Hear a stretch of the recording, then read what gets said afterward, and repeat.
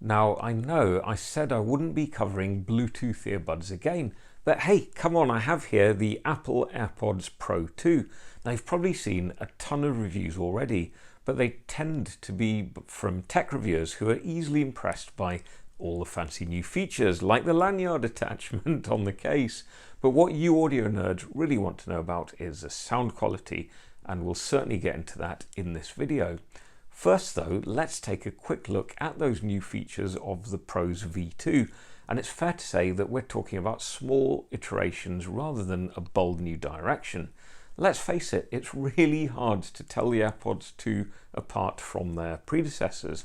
The most obvious addition to the case is that aforementioned little lanyard attachment, although predictably you don't get a lanyard in the box. Classic Apple. Look more closely at the case, however, and you will see a little speaker grill at the bottom, and the case now does indeed make some noise when you plug it into charge, for example, and you can also ping it via the Find My app on your iPhone if you happen to misplace it. Now, the case now also contains an Apple U1 wideband chip, which also allows you to locate it more accurately if you're using a modern iPhone. So the lanyard makes it harder to lose, and the speaker and U1 chip make it easier to find. The earbuds themselves are also almost indistinguishable from the previous version. You might notice that one of the vents has shifted to the top of the bud, and you now get an extra small sized pair of silicone ear tips in the box, along with the previous small, medium and large. The chip inside the AirPods has been upgraded to Apple's H2 chip, which apparently improves sound reproduction, spatial audio, and also enables better noise cancellation and transparency mode. Now, battery life is also significantly better. It's up to 6 hours rather than 4.5 on a single charge, which is fantastic again. And you also get 30 hours in total by recharging them in the case. Sadly, however, charging is still via a lightning cable attachment rather than USB-C. Now, wearing them day to day, these remain some of the comfiest earbuds on the market, and the stem controls remain totally intuitive with one brilliant new trick. You can now control the volume by gently stroking up and down on the stem, which looks and feels like an odd thing to do, admittedly, and it's certainly a little bit temperamental in my experience. Okay, enough of the tech, onto the sound. Now, I was a huge fan of the sound of the V1 Pros. They were slightly V-shaped, but pretty neutral sounding, with enough detail and a well-tuned treble to make them a very pleasant listen. They did sound a little bit anemic in the bass department to my ears, with little to no sub-bass, and some people describe them as sounding a little bit too polite.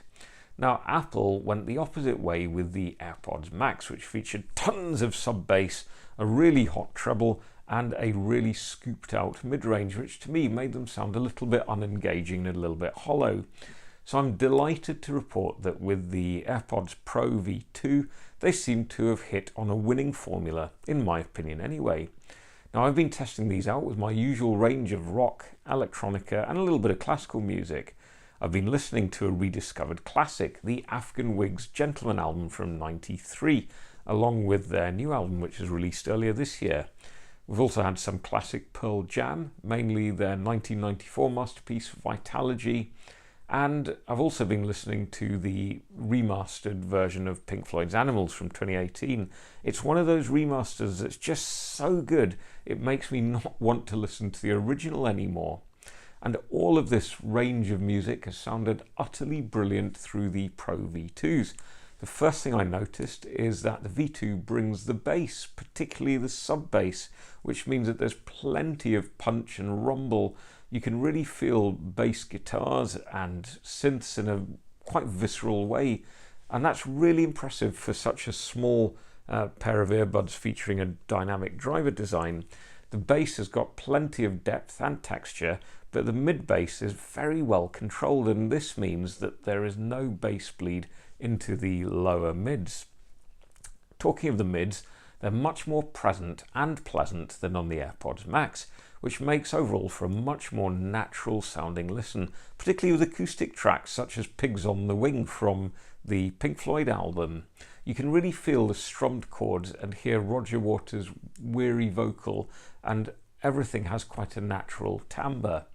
On more complex recordings, such as the superlative album As the Moon Rests by A.A. Williams, the doomy orchestral arrangements are presented in a very even manner, with all the instruments getting their own piece of the limelight and not overshadowing her vocal.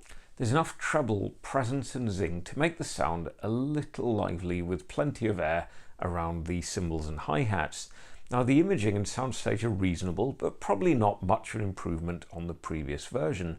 Overall though, I love the way the V2s sound compared to the V1s, and in my opinion it really is a big upgrade, especially if you felt that the V1s lacked a bit of bottom end energy.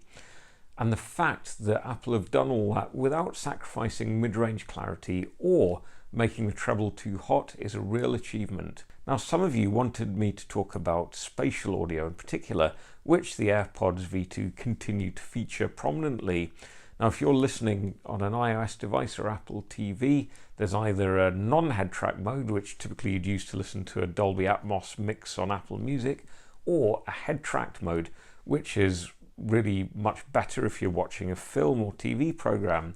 Now, the V2s use some fancy depth mapping of your head and ears, which you do with your iPhone, to give you a more personalized and immersive spatial audio experience, according to Apple.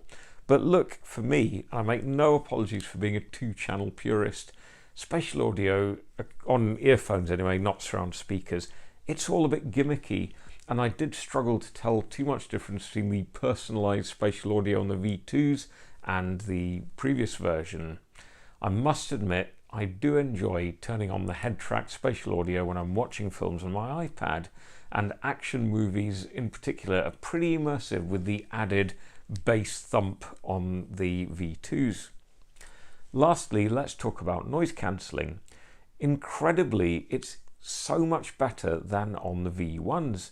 So you still get excellent suppression of constant lower frequency noises, but yes, abrupt high-pitched noises will still defeat the noise cancelling algorithms. Is the noise cancelling as good as the AirPods Max or the Sony WH-1000XM5? No, of course it isn't, but those are big over-ear cans with plenty of passive ceiling as well as all the software engineering. But it is better, surprisingly, than on my beloved Sony LinkBuds S, which have a much better passive seal because they go deeper in your ears. So I find that really surprising because these don't really seal passively. I wore these on the train on the way to London, on the exceptionally noisy London Underground, as well as out and about and in noisy cafes, and in every situation they significantly reduce ambient noise, much more than I thought they would.